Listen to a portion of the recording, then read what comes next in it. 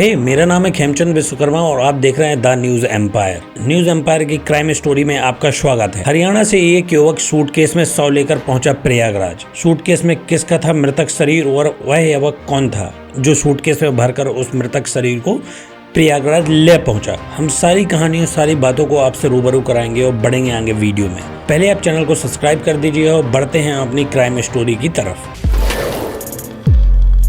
दोस्तों, एक परिवार था जिसमें एक युवक था, उसके पिता थे और माँ थी और एक बहन थी। एक बहुत खुशहाल परिवार था, पर युवक को ना धीरे धीरे नशे की लत लग जाती है। नशे और बहुत सारी ऐसी चीज़ें करने लगता है जिससे घर की आर्थिक स्थिति बिगड़ने लगती है और वह बहुत सारी चीज़ों में फंसते जाता है। उसके माता पिताजी और उसका परिवार उससे परेशान हो जाता है। छोटी छोटी चीज़ों के लिए उसको मना करने लगता है। तब युवक बहुत ज़्यादा परेशान हो जाता है और उसे बहुत लोगों के पैसे देने होते हैं।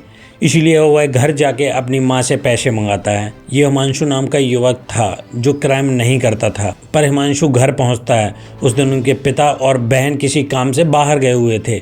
उसकी माँ घर में अकेली होती है और हिमांशु माताजी से पैसे की मांग करता है। माँ उसको बहुत ज़्यादा बुरा भला बोलती हैं और माँ को बुरा भला बोलना भी चाहिए, क्योंकि जब युवक एक जगह से दूसरी जगह जाता है, जब नशे और गलत चीज़ों की लत लगा लेता है, तो उसके माता और पिताजी ही उन्हें सीख देते हैं। पर हिमांशु इसी दौरान नशे में था और उसको कुछ नहीं समझ में आया और उसने गुस्से में माँ का गला दबा दिया। देखते ही देखते परिस्थिति ऐसे बदल गई कि उसकी माँ का देहांत हो गया। गला दबाने से उसकी माँ की मौत हो गई और हिमांशु को कुछ समझ में नहीं आया। जब हिमांशु को कुछ समझ में नहीं आया तो हिमांशु ने बहुत कहानियाँ सुनी हुई थी कि प्रयागराज में संगम है और संगम में अगर लोग वहाँ अस्थियाँ बहाते हैं और ले जाते हैं। हिमांशु क्राइम करने वाला युवक नहीं था और वह चीज़ उसके माइंड में बैठ जाती है। हिमांशु जानता था अगर कहीं मैं बॉडी को दफनाता हूँ और कहीं अंतिम संस्कार करता हूँ तो वो फंस जाएगा। हिमांशु ने बगैर सोचे समझे अपनी माँ की बॉडी को रस्सियों से बांधा और बांध के उसे सूटकेस में पैक कर दिया।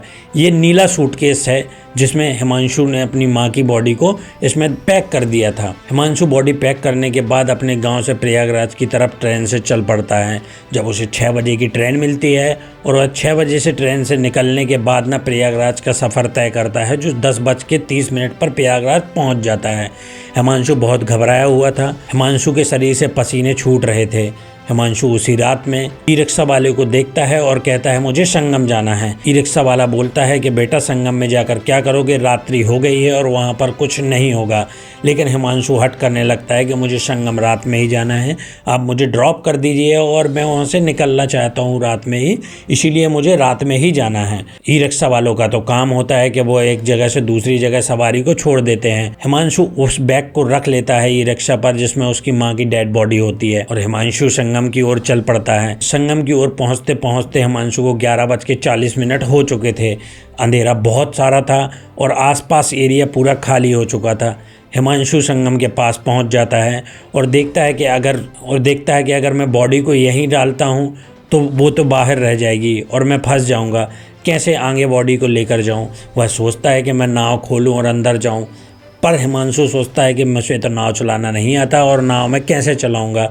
तभी पीछे से अंधेरे से आवाज़ आती है और पीछे जब हिमांशु मुड़ के देखता है तो 2 पुलिस वाले सिपाही पीछे से आवाज़ लगा रहे होते हैं। हिमांशु डर जाता है और भागने लगता है। तब पुलिस का सिपाही एक दौड़कर उसके पास आता है, हिमांशु को पकड़ता है और सूटकेस खोलता है। सूट खोलते ही दोनों सिपाही घबरा जाते हैं और हिमांशु से पूछताछ करते हैं।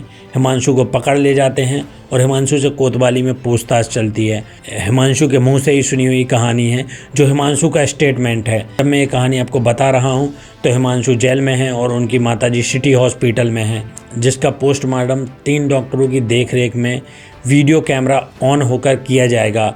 हिमांशु के पिताजी और उसकी बहन प्रयागराज पहुंचने वाली हैं। अभी तक इस स्टोरी में इतना ही पता चला है, जिससे साफ समझ में आता है कि अगर युवक नशा करता है या बहुत सारी चीज़ें गलत करने लगता है, उसे समय पर देख लेना चाहिए।